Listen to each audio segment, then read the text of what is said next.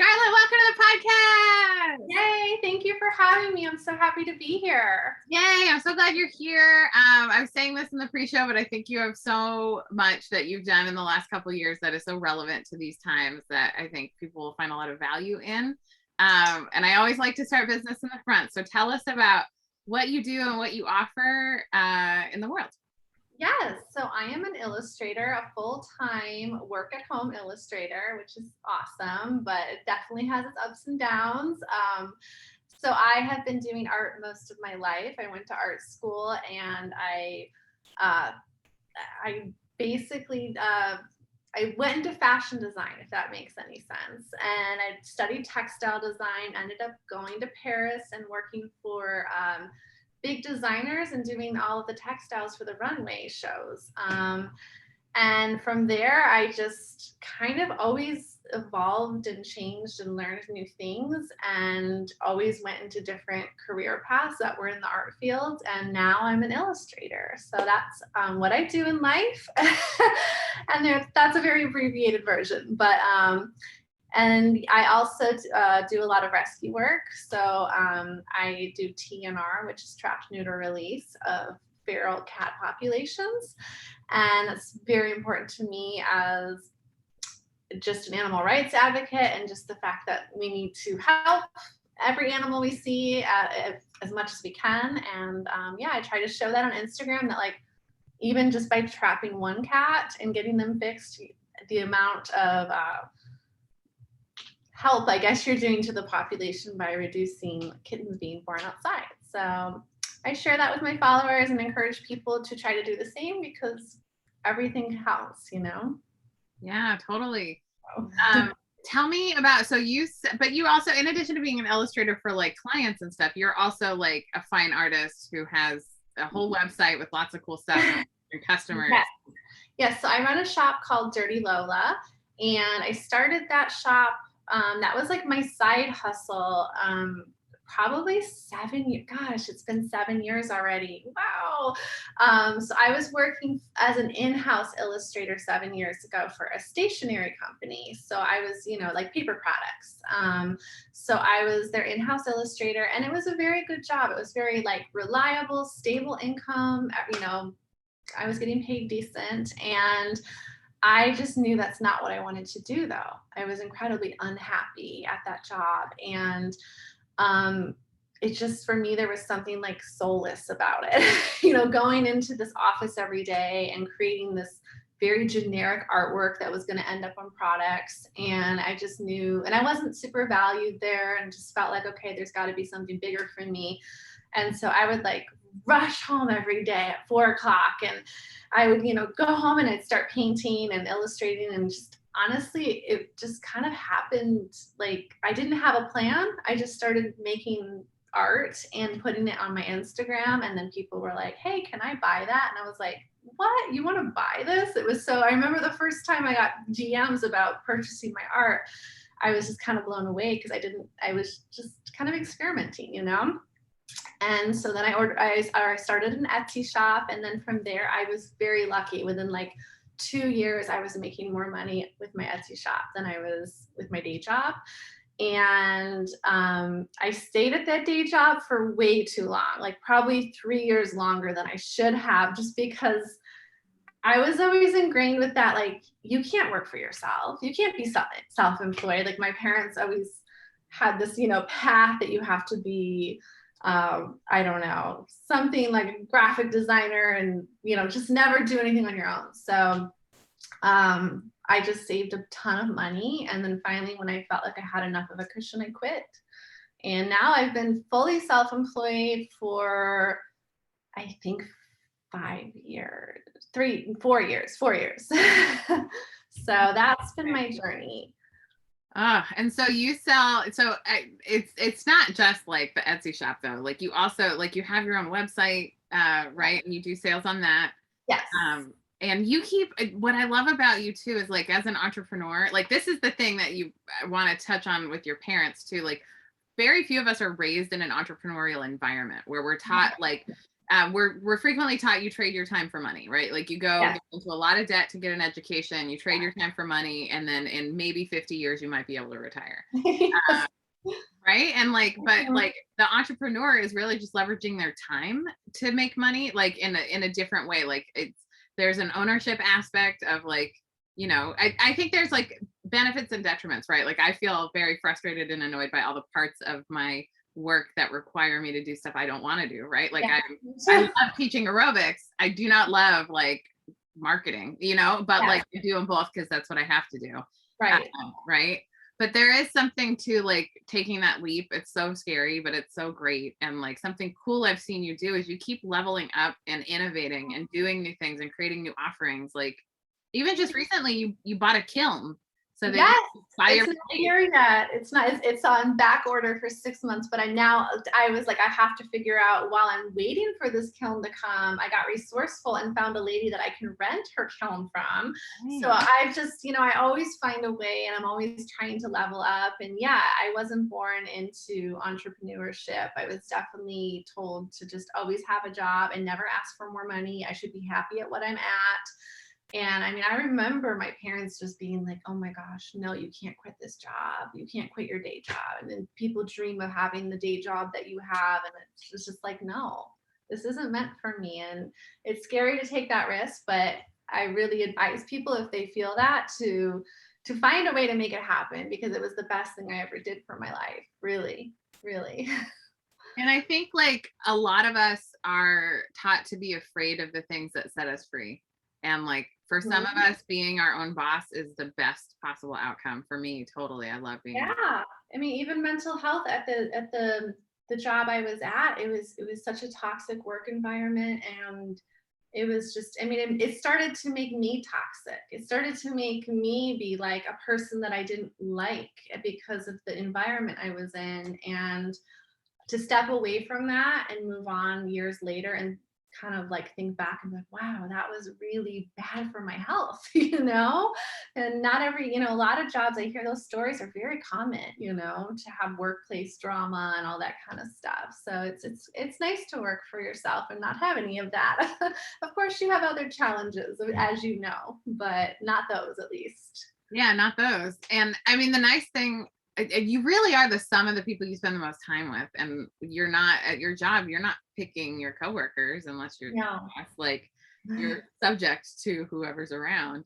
Exactly. And I will say also just my experience from being a lawyer, like I was so mentally and physically ill from that job, and I wasn't even aware of how much it was eroding my health. And right. And then years later you look back and you're like, oh wow, right. Yeah, like, wow, that was a dark place. Yeah, exactly. Like, oh, things are You're told that that's the right thing to be doing. You got your law degree, now you're in a law firm, and that's what you should be doing. And and then you look back and you're like, no, that wasn't my path. Yes, absolutely. And like finding your own path. So something cool that I think you do well is you really put your own flavor into your art. Like you have these judgmental cat plates. Yes, just snarky cats. Snarky cats. Yeah, that was like, I mean, I've been doing CatCon for a few years before the pandemic. I don't know if you know that convention in the LA. It's amazing. Yes. And I've always done cat artwork, and I've always worked with vintage plates just because I'm such a vintage hoarder. I love going to, antique malls and things like that. And I would always find these gorgeous plates that were just so discarded. No one uses these things anymore. And they're such like, I mean, they're all hand painted in like Bavaria and just like, Limoges, all these amazing like plate factories that had these ladies painting on these plates like 100 years ago. And now they're just sitting in a thrift store in an antique, and you're like, oh, this is such a beautiful piece of history. And so I would always buy them and repurpose them. And people loved what I was doing, putting my artwork on the plates. And I remember one day I came across like a 70s cat plate. So the cat image was already on the plate, and it was just so grumpy and like, and I just was like, this plate's amazing, but I don't know what to do with it. And then I was like, and I had like, I just saw all of the sassy words coming out. And so I customized those. And then I started making my own cats and putting them on plates. And it was just kind of an evolution from there. And then I was like, birds. And I did the honest bird collection of the birds saying like, I'm happy you're alone, or leave me alone, or please shut up. And it was just, yeah, people seem to really love those. And it's so funny to see people's reaction to it, you know? It is, they are really funny, and like such a perfect thing and an unexpected thing, right? Because if you walk into a home, you expect the plate to say something like live, laugh, love, and it's Yes. like, your baby is ugly or whatever it says. Yes, and I actually, the company I worked for did a lot of like live, laugh, love stuff, and yeah, that was so like cringy to me by the end of it. So yeah, the snark definitely comes from working in that environment and being like, no. So yeah, the plates have been really fun, and yeah, I've got a kiln now. It's coming, and so hopefully I can start making my own ceramics and pottery. So I will still be making vintage plates, but I also want to start sculpting my own shapes, my own plates, and doing my own original paintings, not just on the vintage ones. So I'll have kind of like two lines going, and I'll be able to offer food safe plates, which has been huge for me, because in the past I would have people come up to me and be like, I want to buy a whole set for my wedding, and I'm like, but they're decorative use only. And so now the kiln is really exciting because I can offer so much more, and I'm like so excited. I just wish it wasn't on back order, but that's okay. I've got a resource for the meantime. So That's so cool. And you're doing like little jewelry plates too now. yeah, little, because I would find really beautiful small plates, and I'm like, well, it's a little small to hang on the wall, but I was like, I always have like little vintage dishes in my bathroom, or like at the end of the night, I take my earrings off and I just throw them in. And so I'm like, well, maybe other people would like that. And it seems like lots of people, it seems like people love the mini things. That little like obsession with mini things that people have, like little tiny teapots and stuff. So yeah, like it's almost like the smaller the plate, people like it more. I'm like, that's strange, but whatever. I mean, it's good to know, and it's good to Yeah. know that you have like an audience for it. I love little jewelry plates. Honestly, like I use them. I mean, I would need them food safe, but I frequently use them for like tea, or like to put Oh my yeah. vitamins out, like because I need to have them out for any time I eat, right? Like that's when I take my vitamins, and so Yeah. if I don't have them out, I'll forget. Oh, interesting. See, there's a use. Everyone has a use for it in a different way. So. It's a great way to have like personality that's easy to travel along with you, Mhm. and like putting stuff on your altar, all sorts of stuff. So many. Exactly. Yeah, totally. So it's just been fun making them, and even more so people's reaction to it. It's been really fun. So And you've been doing also textile design, right? Like I feel like I've seen your artwork on fabrics. yes, not so much in recent years, although I want to change that. I did have Unique Vintage in LA by a cat print from like a little head that I had designed, and they put it into a repeat pattern, and that was on a dress, which was really exciting. But I started out as a textile designer, so I majored in textile design. And then when I went to Europe, when I moved to Paris, my first job was with John Galliano at Dior. Well, it wasn't at Dior. I was in the house of John Galliano, and then he was back and forth between Dior and his own line. And so we did a lot of textiles, and we had no computers, and I'm not that old. It was more they were so backwards that they didn't have computers, and I was so shocked. I said, what kind of fashion house doesn't have computers? So we did everything by hand. So if I painted a flower, I would go to the photocopy machine and photocopy it 20 times, and then cut it out, and then lay it out into a repeat pattern. And then we would send this huge, basically like collage. We'd roll it up and send it to Italy, and then they would make the fabric for us. So it was quite a learning experience. But yeah, that was my first job, and I was like 21 in Paris. And then from there, I got hired at Christian Lacroix. I don't know if you know Christian Lacroix from AbFab, Lacroix. Yeah. So so I worked for them for like 4 years, I think. So, and then he went bankrupt. So the house went bankrupt, and then it was really hard to kind of, as an American in Paris who didn't speak really wonderful French, I spoke French, but not really great. It was really hard for me to find a job after the house went bankrupt. So I'd been in France for 7 years at that point, and I had just said, you know what? want to go home now. So came home, and then I kind of was trying to figure out if I wanted to go to New York or LA because of fashion. And I remember thinking, oh, it'd be great to work for Betsy Johnson in New York. And she had an opening, and I don't think I actually ended up applying because I know you lived in New York, but I was just like, I can't live in New York. For me, if it was LA or New York, I said, let's do LA. So actually I found the job at the paper company in Los Angeles, and I flew out and interviewed with them, and then got the job and moved to LA. And that, for me, it was just a big choice, like LA or New York. It really is. I think a lot of people have made that choice. And I'll say this, I don't ever want to live in New York again. So. Really? Okay, I don't want to offend you. I mean, New York's great. New York's great, but it's just, I don't know, it seems like too crazy for me. I mean, LA is very like, it's just kind of chill, you know? Kind of.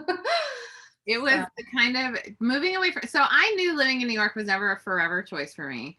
I loved it at the time. I think I had a lot of Sex in the City. I mean, Sex in the City came out when I was in college and law school. And so I feel like I just had that vibe of what New York could be. And moving and living in New York is really different than visiting New York or watching movies about New York. Like it's very, like it's the hassle of 45 minutes to do anything. If you want to go to the grocery store, it's like 45 minutes. Like it's like there's no zipping in and out of places. There's hardly any parking lots. Like it's not, I never got to park at Target, which is just like having to take a giant thing of cat litter on a bus. It's just, oh no. Everything is hard. And like it's really hard to just get your self-care done. I just never felt like I could care for myself well enough. And moving to LA was so fascinating because like I still got to have the big city experience without having to be in the big city, because everywhere in LA is kind of a chill area except for like the very middle part of LA. Yes. And it's so sprawling that like even Southern California feels like LA, you know? And yeah, definitely. And I think I'd been to LA once before I moved here. And I remember just being like, oh my gosh, what's it gonna be like? Is it so dangerous? Because all you ever hear is like in the movies, you know, how dangerous LA is. And I mean, I've now been here for what, like 10 or 11 years. And this is home for me, like 100%.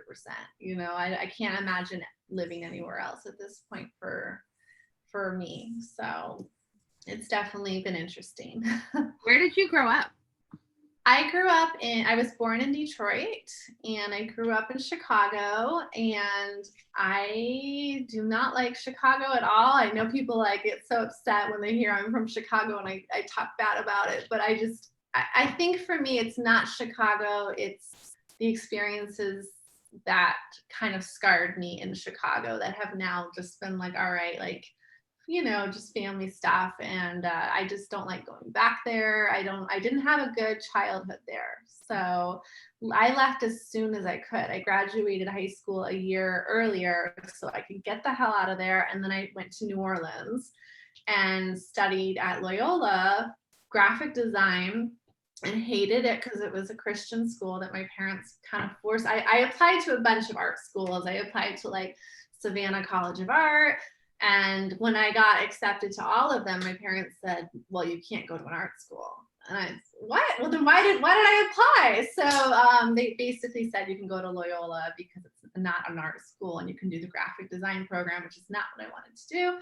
But I thought New Orleans is cool, so let's go.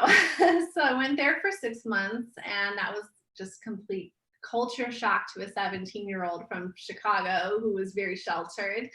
So I stayed for about 6 months, and then I finally was like, I have to get out of here. It was just too crazy for me.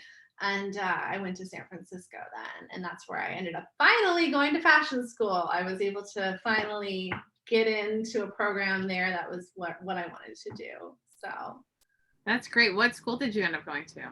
I went to the Academy of Art downtown San Francisco. And I mean, I don't know. I really don't think anyone who has artistic capabilities needs to go to art school. I'll be fully transparent that my education did not get me where I went.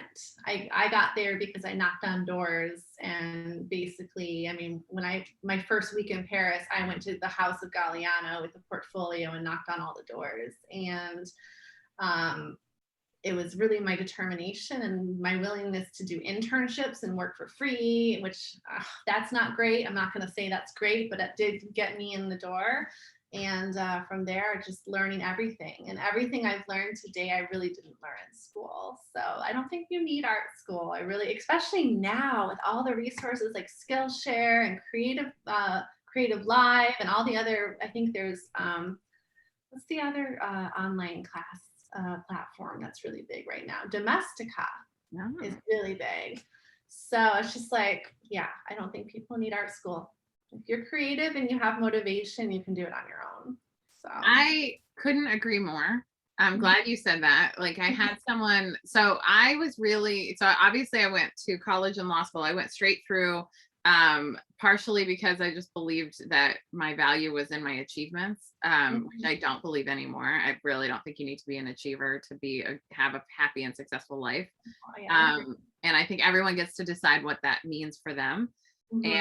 And I also like, living out college, law school, lawyer life, I recognized, oh, I did all the things they said I should do, and I am miserable and mentally and physically ill. And so this isn't the life I signed up for.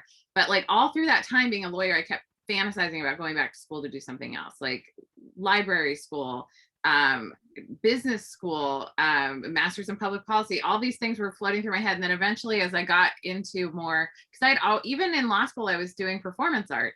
I was doing drag and stuff like that, right? So like I was experiencing myself as an artist. I was blogging and writing. I was podcasting. So I was creating a lot of art, and it took me a long time to identify as an artist and identify that the creations I make are valuable and unique and uniquely from my perspective. And so then I was like, oh, maybe I'll go get an MFA. And I got this incredibly great advice from someone who said, unless you want to teach, you do not need a terminal degree in art. Really truly an MFA isn't valuable unless there's stuff you can learn from that program that you can't learn other places.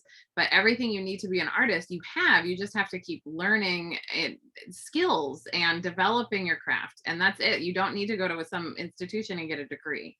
I would say the institutions teach less than what you can learn on your own or even on online classes. I mean, some of the classes I took in college were completely and totally useless. So yeah. I mean, it's money. And I hate to say it, the colleges, they cost a fortune, which is a privilege that I was able to go. But my goodness, what a waste of money. And of course I don't want to admit that, but it's true. It's a waste of money. You don't need it.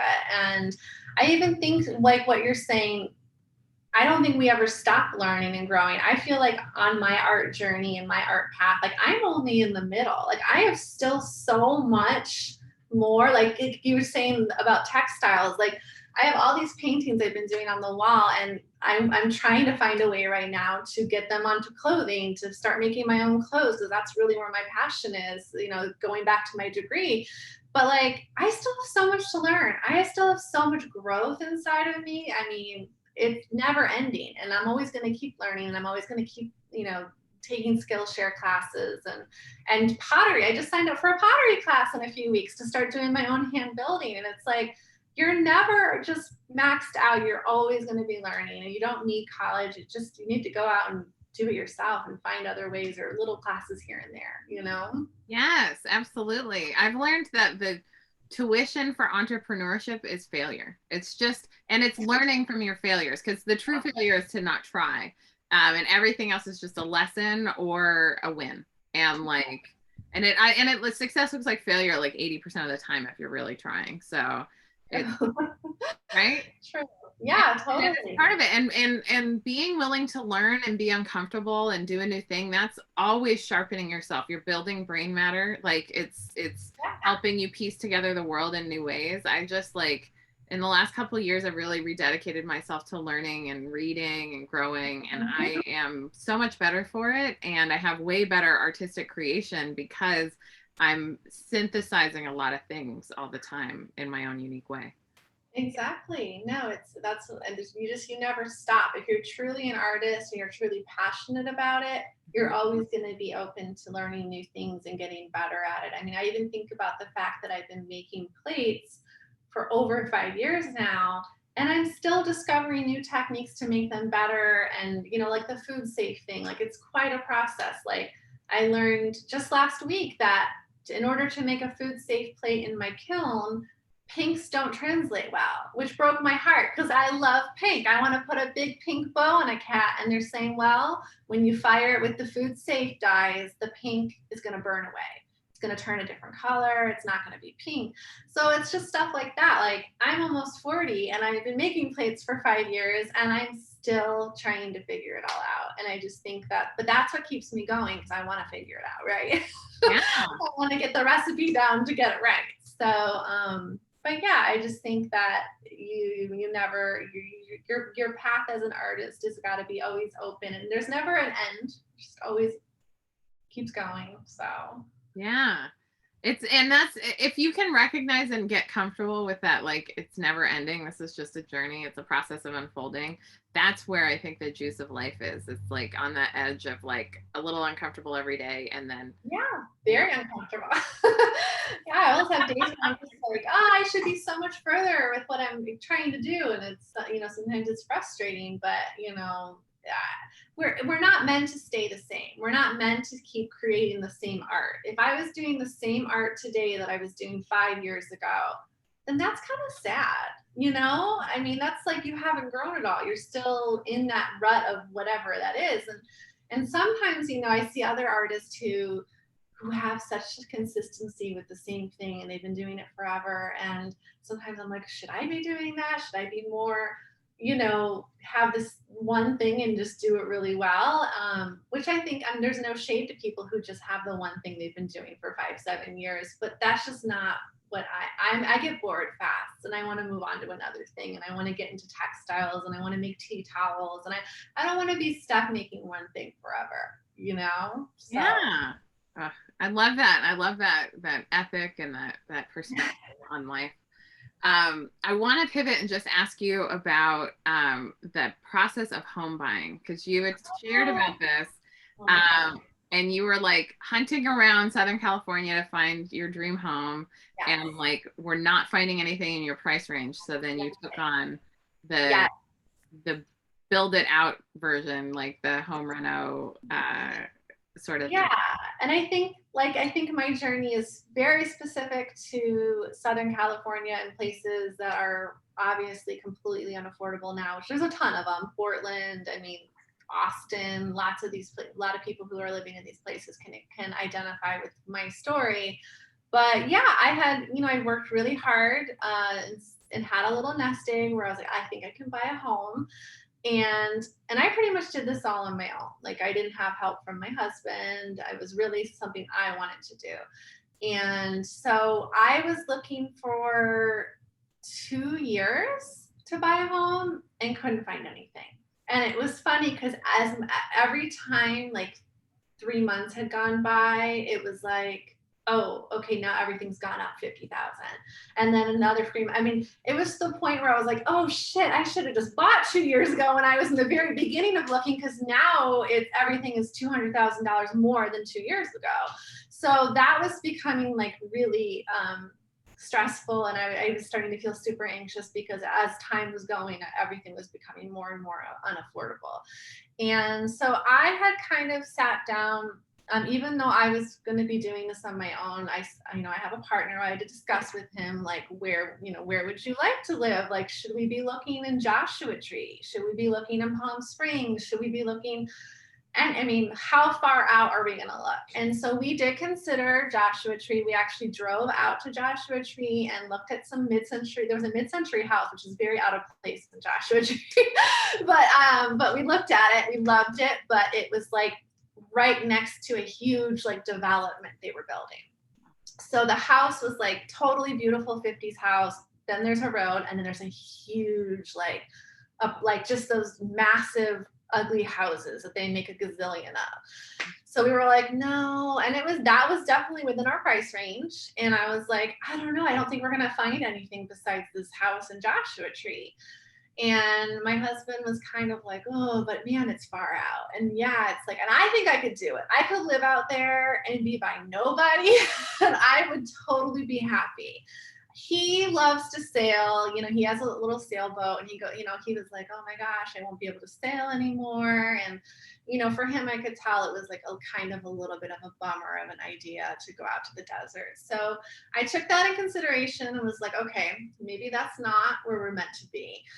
And so we kept looking and looking and looking. And I think one of the things about home buying in a place like Southern California, you're never, there's certain things you're going to have to say, like, okay, maybe this isn't my ideal, or maybe this isn't what I imagined for myself, but you have to be open-minded, because in the beginning of my search, I was not open-minded. I was very much like, I have to have all these boxes checked in order for me to have this house. And that was literally, I mean, it was putting me back 2 years by me having these notions of what I had to have in a home. Was just like, it was not realistic, I guess. And so basically, once I reframed that, because we were just losing out on everything, I said, okay, I'm not going to have a house that's move-in ready. I'm not going to have a house in an area that I think I want to live. So let's look further. And so basically we ended up taking like a pen and circling the map of LA, and like, how far out can we go to where we still feel like we're comfortable living in that area, like still close to LA. So, I mean, we actually didn't go that far. We were living in West LA, which we loved West LA. Which now it's so funny. This is how I'm trying to explain to people that you don't think that you know what you think, you know what you want, but then when that changes, you realize, wow, there can be something so much better. So I thought West LA was where I was going to live and die. I didn't want to leave West LA. I'm like, we have to stay here. That was totally crazy. Everything was $1 million. That could never happen. So, you know, I think when you live in LA, there's such like a stigma to the valley, and like places that are not considered cool, right? Like, oh, the valley this, the valley that, or like San Pedro or whatever. So I kind of like had heard, you know, people talk shit about it. So I've never lived there. I have no idea. So I was kind of like, oh no, do we really have to look way out in the valley? And then we started to look out here, and I was like, oh my God, I love all these little houses. I love the mountains. Yes, it's hot as hell in the summer, but it's such a nice, different change of pace. And so we ended up finding something much more affordable out here, but it was a hot mess of a house. I mean, it was like, I walked in, cracks in the walls that went up to the ceiling, cracks going through the ceiling. There was a massive tree in the very backyard where its roots were actually growing into the foundation of the house and breaking it apart. Now, it didn't get all the way to the foundation, but it got to all of like the patio bricks, and they were completely like destroyed. And just like overall, the house felt really sad. Like, I'm not gonna lie, I walked through and I was like, oh, this is sad. But I saw all of these beautiful things. I saw like the high beam ceilings and the pink bathtub and the original appliances in the kitchen. And I could see beyond the sadness of what this house could be. And my husband didn't see it. So I put the offer in and didn't even have him see the house. And so then he came and he was like, oh my God. He's like, this is so much work. And he just looked at me with like complete worry in his face. And I was like, I got this. Like, do not be worried. I know we can turn this into something amazing. And there was still a bidding war, which is crazy to me, that even out here with a house that was in pretty bad shape, there was still How a far bidding out war. are you? I'm not. I mean, we're not all the way to Santa Clarita, but we're like probably 20 minutes before Santa Clarita. Okay. So we're considered the valley still. We're like there. I would say 30 minutes to downtown. No, that's so close. That's not bad. That's not bad at all. Really not. But I will say it's not like the most, there's not a lot of cool, like I miss like the cool restaurants and stuff. Like we don't have a lot of that. We have nice places and there's more places that are popping up, I feel like. And there's more like right, like the neighborhood we moved in was all like 1950s homes and everyone was really old. Like the person we bought this house from, she actually died in the house. So like she was 103 years old, died in the house. This is owned by one family. So that's another reason they love this house is they moved in 1957 and they never left. So for me, that was a total amazing, like, and they left all the, like, their, obviously she passed away in the house, but her son left us all the photos of the house throughout all the years. Like, so there's black and white photos with the Cadillac in the driveway, and like, to me that was so special, like so special. But I just think people need to reframe their mindset, like maybe you're not going to be able to buy a house that's move-in ready, but like don't be scared of ugly wallpaper or carpet with nasty stains or even a nasty tree in the backyard that's totally destroying the patio. Like those are the things you can change all those things. But if the house has a cool structure and it has like those elements that you like, I always wanted a pink bathroom with pink, pink bathtub and pink sink. So seeing that, I was like, oh my gosh, like I can get rid of the grandma wallpaper and paint it all pink and it's going to be amazing, like mid-century style. So I just think, yeah, I mean, when you're looking at buying a home in a market like this, in an area like this, there's just a lot of things you have to kind of put out of your head and say, well, I can fix this, I can change this, I can put my mark on this. So that's what we did. And to be honest, it took 2 years. It wasn't like a quick overnight. We did move fast, but we did most of it ourselves. We had help, the kitchen, we hired contractors, but we did most of the actual repairing of the house ourselves, which was exhausting. Okay, so you have some unique experience with a home renovation with vintage appliances. And what advice would you give for people hiring contractors to deal with a vintage upgrade? Okay, so that's yes. Okay, great question.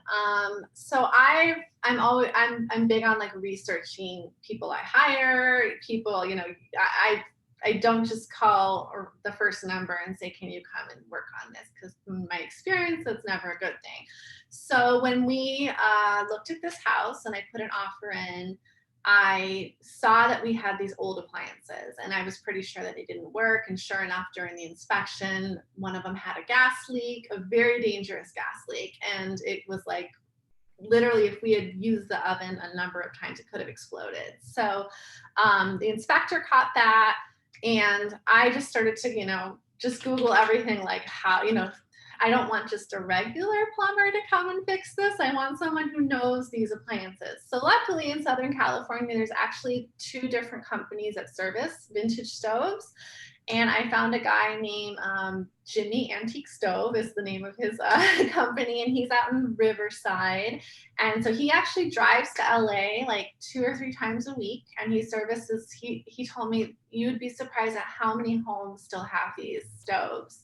So he gets called and he comes out for, of course he charges like a fee to come out to the house. So it's a little bit more expensive to maintain, but I've only had to call him, I think 2 or 3 times in the last 2 years. So, and one time he came for free just because it was a little thing that was like messing up. But yeah, I would find people who specialize in those things, because you really can't trust just like someone who hasn't worked on something like that. Like even my contractor who we, did our kitchen, he didn't know how to open the oven. Like there's a certain way you have to take off the knobs, you have to pull this one part out, then you can take the rest of it out. And he's just trying to rip it off of the wall during the renovation. And I'm like, don't touch it.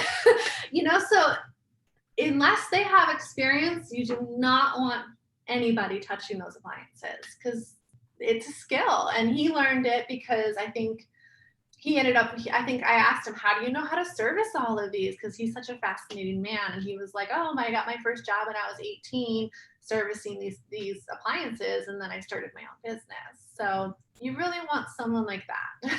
Yeah. If something's done wrong, that's totally dangerous for your home. So yeah, you need to have someone who's experienced. So And of course, that depends on where you live. I'm lucky, Southern California, it's easier to find. You know, the fact that there's two big companies that service antique appliances is pretty amazing. I don't know if you get that anywhere. So. It's really interesting. I had an antique stove in my last Oh, rental. you did? Yeah, for 2 years, huge. And they were like, Love well, it? if you want to get your own thing, we can get this out. And I was like, this is beautiful. Like it had two ovens, which one of them didn't work, or it did not work. One of them didn't have a knob. So Okay. like it was like you couldn't turn it on, but it actually was really good for keeping stuff warm. Cause like if I had the regular oven on, then I could just keep stuff next to it. It was so cool to have like a vintage stuff. What was that in? That was in LA, right? It was in Eagle Rock, yeah. Yeah. And it was So like, did you ever have to have it serviced when you were living there? oh, thank goodness. Yeah. Oh, I mean, they're like we even considered because we had to renovate our kitchen because of a water leak, and we were like, should we get rid of the appliances and like update everything? But we're like, these things are going to outlive me. These appliances, they're really simply made, and just everything's easy to fix on them. So I highly recommend them. If you buy a home or you rent a place with them, like keep it. They're amazing. So. Absolutely. And you had to make a heartbreaking choice to get rid of really beautiful countertops because they had lead in them. Yeah, so we had these funky yellow countertops, which I was never crazy about the color yellow. It's never been like my favorite color, but it's grown on me, and I thought it looked good in the kitchen. But then when we had the water damage happen, they send out people to test everything before the demo of the kitchen, and they tested the countertops, and they contained lead. So now that's pretty common. With anything before the 70s, because it was a glazing technique back in the day when they took the tiles and they glazed them, that there was lead, I think, in the glaze. I'm not sure about it, but I think it was in the glaze, or it was in the paint color and then the glaze went over it. So I mean, I'm sure a lot of houses have lead countertops and it's no big deal. What bothered me about it was that we had cracks through a lot of the tiles, and it kind of was like, oh, I don't really know. And so, yeah, we got rid of them, and I'm really happy with our new countertops. So I have no regrets. Oh, big choices. And okay, to kind of shift a little bit over to TrapNeuter Release. You're a big animal adoption advocate, and I just want to say this for anyone out there. This is a time where animals need homes. Like if you have the capacity to offer a home or to foster animals, this is the time. And I would love to just hear about, what TrapNeuter Release is, how you got into adopting animals, and things you would share with the public about that. Yes, of course. So I actually did not own any animals until I reconnected with my now husband, and he was a cat guy. He brought cats into my life, which everyone thinks it's the other way around. No, it was him. So when he was living in Chicago and I was living here, he had a bunch of cats, and we decided he was going to move out here with me. And he was like, well, I'm coming with two cats. And I was kind of like, oh my gosh, I don't know. I was really hesitant because I had never had a cat in my life. I had dogs growing up, and cats never seemed to like me very much. So I was like, oh no. And more importantly, the apartment I was living in didn't allow cats. So I was telling him, I'm not sure you can bring them. And he was like, oh, it's a non-negotiable. It's either me or the two cats, or it's not me at all. So I was like, okay, all right, let's do it. So he brought them, and I'll never forget the first night he drove across the country from Chicago to LA with the cats. And that first night he came in, and the cats, we let them in the apartment. I remember just being like fascinated by them. I was just like, what are they doing? Where are they going? Why are they, because one of his cats started kneading on me right away that night. And I was like, my mind was blown. I was like, what is this creature doing? And I fell in love so hard with his pets. I couldn't believe how amazing they were, and how the stereotype of cats that I had growing up, mostly from my mother because she hated cats, was so wrong. Everything about it was so wrong. So he actually got me into TNR because he had done that in Chicago and he had worked with different groups. And so he even found all the cats we currently have. So Oliver, my big brown cat, he found him and that litter, and we ended up trapping them together. And then he found Chicken Lady in a bush across from, because he goes running, like I'm not physically active and he's always jogging and stuff. So he finds cats everywhere he jogs and he's always like grabbing them and rescuing them. So it's really thanks to him. And then from there, Kitten Lady, I don't know if you follow her on Instagram. Oh, you don't follow Kitten Lady? No. Oh my gosh, you have to follow her. Her handle is Kitten X Lady. And she, I basically, like, from what my husband didn't teach me, I learned everything from her. So she has tons of YouTube videos that are total educational about what to do if you find a kitten, you know, how to give a kitten a flea bath. Like she's an amazing woman. So from there, I kind of started following Kitten Lady and was like, oh, I'm so inspired by this girl, and I'm so inspired by everything she's doing. And if I can do more and be like her, that's amazing. So, so we went to like one of her seminars, my husband and I, to learn more, because we were trapping, but we didn't know what the hell we were doing, to be honest. We were probably doing everything wrong. I probably today still do things wrong, but you know, through her educational videos, we learned a lot on like what to do and what to not do. Because the first thing people do when they find kittens outside, they just want to take them.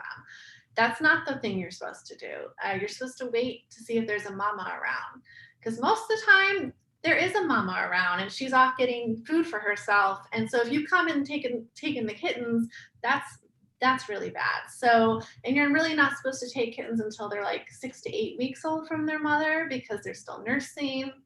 So, you know, she has all those educational videos that kind of taught me all that stuff. So that's how I got into it. And TrapNeuter Release is basically, cats can reproduce and have so many babies. It's just like, it's mind-blowing how fast they can get pregnant after their last litter. So, you know, we have a problem in our neighborhood where people just have cats outside or feral cats, and there are kittens and babies being born like every month. And so we've personally taken on us to anytime we find them in the neighborhood, to trap them, find them homes. We've fixed all of our ferals that we feed. But unfortunately, streets over, there's a lot, and it's hard for me to go in. Like, I just saw a pregnant cat last week, but it's somebody's house cat, and I can't do anything. I mean, some people say, no, you can go, you know, but I personally don't think it's my place to go and take someone's house cat and fix them. So, but yeah, it's just about trying to control the population, because there are so many cats being born outside, and the quality of their life is not good, and it's a huge strain on shelters as well, because people are just dumping animals off at shelters and they're not finding homes and they're getting euthanized. So really the most responsible thing to do, if you see a cat in your neighborhood, will feed it first of all, and then trap it if you can, and then get it fixed. And there's so many low cost places that can help you with that. I mean, it doesn't have to be all out of pocket. I mean, sure, I've spent money out of pocket, but there are free mobile clinics that can do spay and neuter. So you just have to find those resources in your area. And one thing to note too is that when a cat has been TNR'd, usually they have like a little clipping off their ear that shows. Yes. So they do it's called an ear tip. And some people think it's cruel, but what they're not understanding is that it's a way to identify which cats in your neighborhood or in the colony have been fixed. So, you know, like for example, this little old man cat just started showing up out of nowhere, and we can tell he's old because he looks like Hermione, our older cat. And you know, I started feeding him, and one day I looked, I'm like, oh, he has an ear tip, you know. So someone in this neighborhood, however many years ago, fixed him. So now I know I don't need to trap him and put him through the trauma of going, you know, getting cut open to see that he's already been fixed, or, you know. So that's a very good thing that they do. But I know a lot of people don't understand, why would you cut a little piece of his ear off, you know? it seems cruel, but it's not. So. Yay, Scarlett, thank you for all of the work you do on behalf of the cat populations. Thank you. And I love your little Biscuit Reynolds. I see that's his portrait behind you. His portrait, one of my neighbors painted it during the quarantine, and I'm like, oh, yes, I want a rather large painting of my cat. It is rather large. I love it. I love it. Yeah, he's such a beautiful cat. Really How old is he? Don't know because he's a rescue, but he's probably I clock him at about 13 just based on thinking I got him when he was around 7, and he has like a little, you can see in the portrait, he has a little cloudy eye on one side from. Yes, he does. So it's probably my vet thinks it's from an eye ulcer that just wasn't treated by a previous owner, because that's what can happen when like they go untreated. But he's so adaptable. He's a lot of additional needs, but he's really adaptable, and he's thriving right now, I think. So how did he like handle the move from LA to Washington? He was so like, number one, I was a little nervous about traveling with him because I'd never really driven him other than to the groomer and back and the vet, and like he was great on the road trip. He moving up here, and he only cares that I'm here, like, so he's been so good, and it makes me feel like and he loves going for walks outside. Like, we can't have indoor outdoor cats here because we have eagles and hawks and coyotes and all the things that can eat them. Yes. And not to mention it's also a rule in my neighborhood. But a rule made by concerned lesbians for the welfare of the cats. But he loves it here, and it makes me feel like confident that he could be a good traveler. So I'm hopeful that like when I get a little baby RV to go on the road, I just really want like a bedroom and a toilet and a Biscuit Reynolds box, and me and Biscuit Reynolds on the road, and like going to visit people, and when it makes sense and when it's possible. But yeah, I love that. He's very beautiful. And he's got such a good personality too. I love cats. Scarlett, how can people find you? What's your Instagram? What's your website? Yeah, so my Instagram handle is @miss_Scarlett with 2 T's. And my shop, I'll give you my website because I'm trying to get away from Etsy. So my website is www.dirtylolashop.com. Awesome. And I'm going to put links to those in the show notes below. But for those of us who are just listening and aren't looking at the show notes, then they know where they can go on the IG to find you and keep up with your cat adventures and your home renovation adventures and your art and all of the things. It's a visual feast, and I love everything you share, and I just admire you so much. Appreciate you so much for sharing your story. The feeling is mutual. Thank you so much for having me on. I appreciate it. Yay. Bye, Scarlett. Bye.